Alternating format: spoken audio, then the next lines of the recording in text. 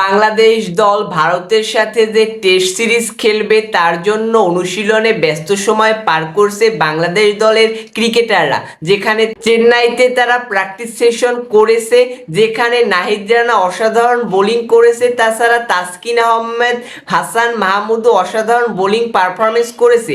বিশেষ করে নাহিদ রানার প্রতি সবার একটু নজর রয়েছে, কারণ নাহিদ রানার সেই দ্রুতগতির বল যে অসাধারণ বোলিং পারফরমেন্স করেছে পাকিস্তানের বিপক্ষে, তাই বাংলাদেশি ফ্যানরা অপেক্ষায় আছে যে নাহিদ রানার কাছ থেকে ভারত সিরিজে অসাধারণ পারফরমেন্স দেখতে পাবে। তাছাড়া নাজমুল হোসেন শান্ত অনেকক্ষণ যাবৎ নেটে অনুশীলন করেছে। আমরা অনেকেই জানি যে পাকিস্তান সিরিজে নাজমুল হোসেন শান্ত সেরকম ভালো পারফরমেন্স করতে পারেনি, তাই আমরা সবাই চাইবো যে ভারত সিরিজে নাজমুল হোসেন শান্ত তার নিজ মহিমায় জ্বলে উঠবে এবং বাংলাদেশি ফ্যানদের আনন্দিত করবে। তাছাড়া লিটন দাসও অনেক সময় ব্যাটে অনুশীলন করেছে, বিশেষ করে সে উইকেটের পিছনে উইকেট কিপিং এর প্র্যাকটিস করেছে। তাছাড়া ব্যাটিং এ অনেক সময় প্র্যাকটিস করেছে, যেটা বোঝা যাচ্ছে যে উইকেট কিপিং এর পিছনে আবারও লিটন দাস তার সেরা পারফরমেন্স করবে। মুশফিকুর রহিমও অনেক সময় যাবৎ নেটে প্র্যাকটিস করেছে।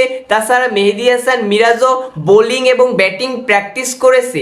বাংলাদেশ ভার্সেস ভারত টেস্ট সিরিজের 16 সদস্যের দলে 15 জনই অনুশীলনে অংশগ্রহণ করেছে। শুধু সাকিব আল হাসান এখনো যুক্তরাষ্ট্রে থাকার কারণে সে অনুশীলনে যোগ দেয়নি, কিন্তু ভারতের সাথে যে টেস্ট ম্যাচ রয়েছে তার আগেই সে দলের সাথে যোগ দিবেন।